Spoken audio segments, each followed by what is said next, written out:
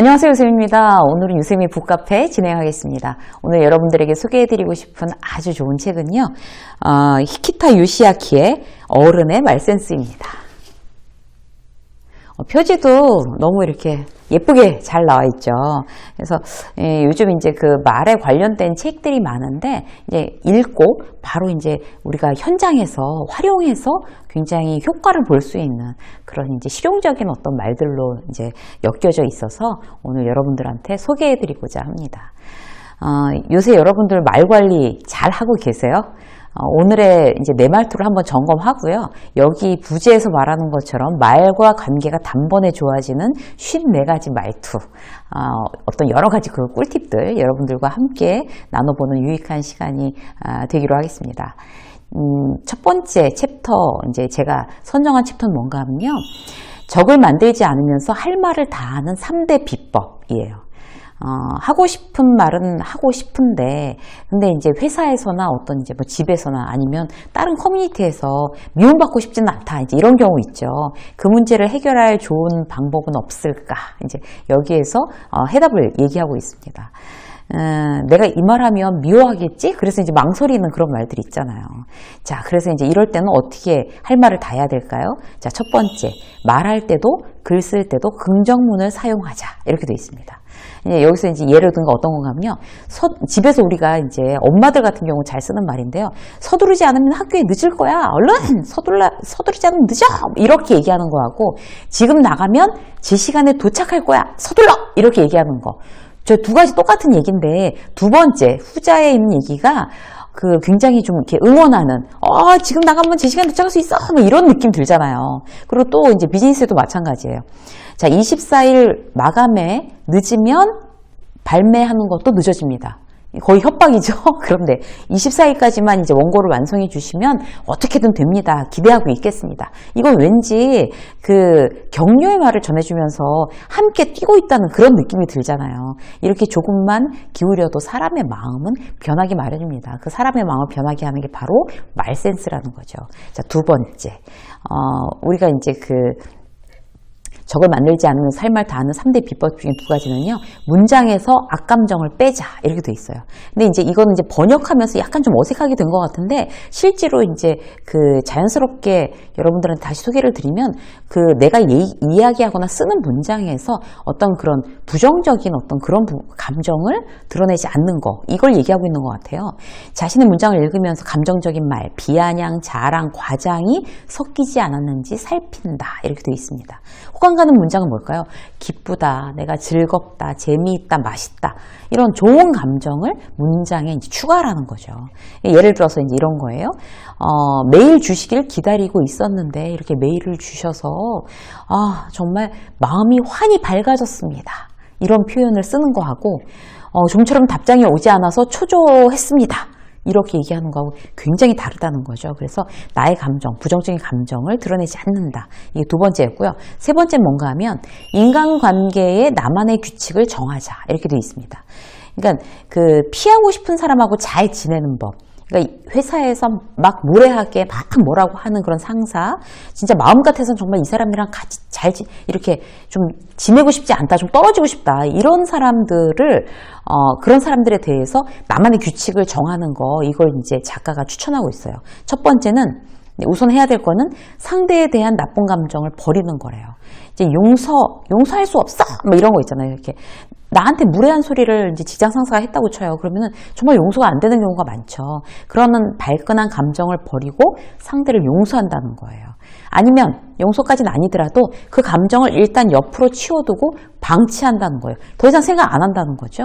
그러니까 분노를 잠재우기 가장 좋은 감정이 연민의 정, 안타깝게 여기기래요. 그러니까 그렇게 무례한 직장 상사에 대해서 저 사람은 정말 인성이 저렇게밖에 안 돼서 정말 안타깝다. 이렇게 연민의 어떤 그런 감정을 느끼는 게 그 사람을 그 사람을 향해서 어떤 분노를 표출하지 않는 어떤 굉장히 감정을 절제할 수 있는 좋은 방법이라고 합니다.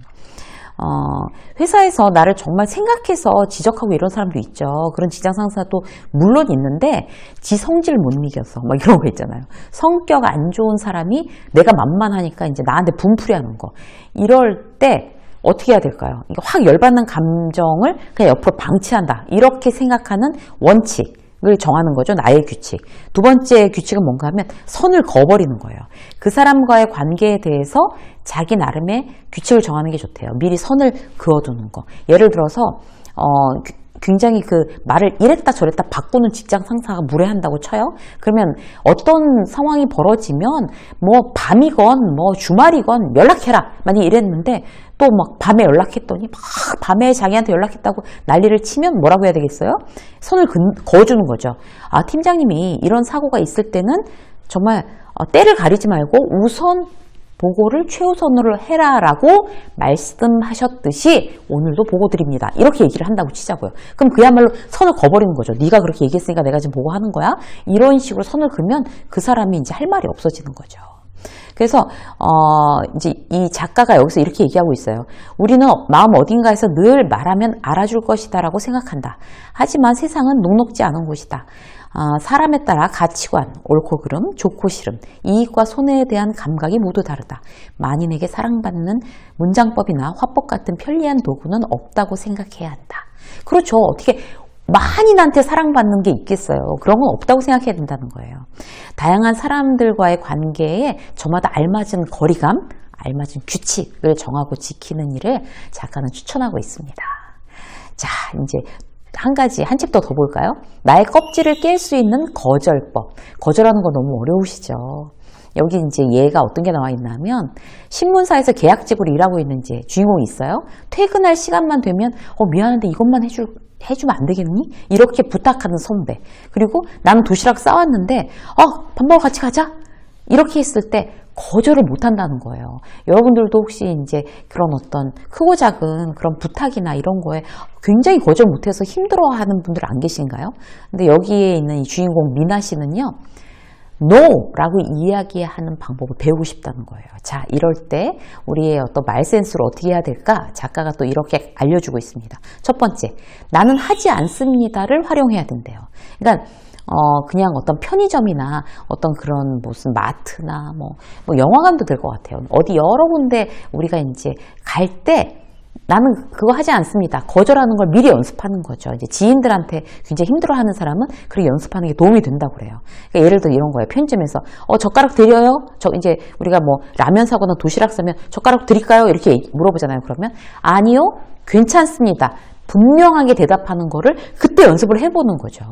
그리고 뭐 무슨 카드 만들려고 막 얘기하잖아요. 그러면 아니요, 저는 괜찮습니다. 이렇게 분명하게 자기 주장할 줄 아는 나로 변화가게끔 그런 어떤 장소에서도 연습을 해보라는 거예요. 굉장히 효과적이라는 거죠.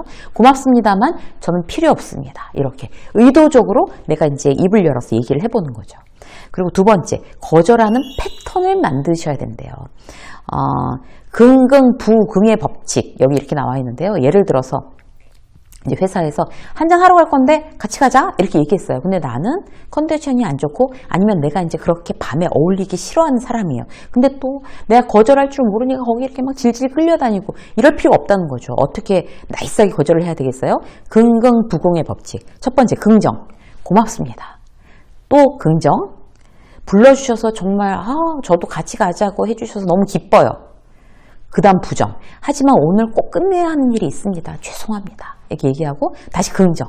다음에 가게 되면 또 저 좀 불러주세요. 이렇게 얘기를 하든지 아니면 다음에도 내가 갈 생각이 전혀 없어. 그러면 연락 주셔서 이게 저한테 같이 가자고 해주셔서 너무 고맙습니다. 이렇게 하는 게 바로 긍긍부긍의 법칙. 이런 패턴을 만들어서 활용하라는 거죠. 굉장히 아주 짧지만 유익한 그런 우리의 이제 꿀팁인 것 같아요. 비즈니스 현상에서 또 어떻게 해야 될까요? 처음에 죄송하다 그러는 거예요.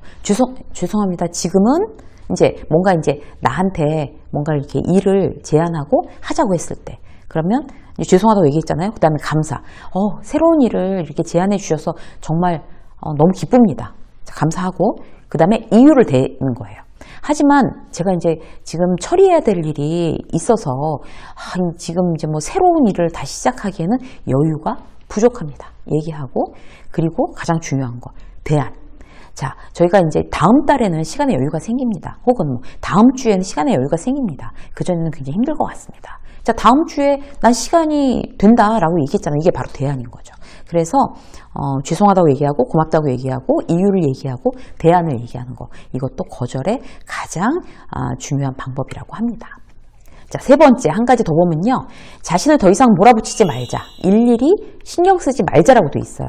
그러니까 거절을 우리가 이제 하게 되면 이제 굉장히 이제 신경 쓰이잖아요, 사실. 그런데 그 원성을 사거나 비난을 받아도 평정심을 유지할 수 있는 방법. 여기에서 이제 그 작가가 한 가지를 추천했는데, 그 큰 비난을 받았을 때 어떻게 얘기하나 하면, 그게 무슨 큰일인가?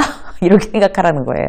그러니까 이 작가를 구해준 말이 돼요, 이게. 중국 작가 리뉴탕의 에세이집 생활의 발견에 나오는 말. 그게 무슨 큰일인가? 이 얘기를 읽고 굉장히 도움을 받았대요. 근데 저도 굉장히 이게 인상적이더라고요. 이 악플 세례도 받고 이 작가가 암 진단을 받았을 때도 그 이야기를 이렇게 적용했대요. 그게 무슨 큰일인가? 라고 외치면서 내 마음을 산산조각 내려는 힘을 저지했다고 합니다. 여러분들, 우리 한번 이제 활용해 보시죠. 말로 타인을 움직이는 것도 좋지만 말로 나를 멈춰 세우는 일이 더 중요하다고 합니다. 그게 무슨 큰일인가? 이제 우리 무슨 일이 생겼을 때 그게 무슨 큰일인가? 라고 한번 이제 마음속으로 아니면 소리내서 내가 들을 수 있게 그렇게 이제 연습해 보는 거, 혼잣말 해보는 거, 오늘 여러분들한테 꿀팁으로 하나 전해드리겠습니다. 어른의 말센스 이 외에도 대단히 이제 유익하고 현실적인 그런 이제 말센스들이 있으니까 여러분들이 이제 시간이 되시고 기회가 되시면 꼭 한번 보셨으면 좋겠어요. 유쌤의 북카페 오늘 여기까지 하겠습니다. 고맙습니다.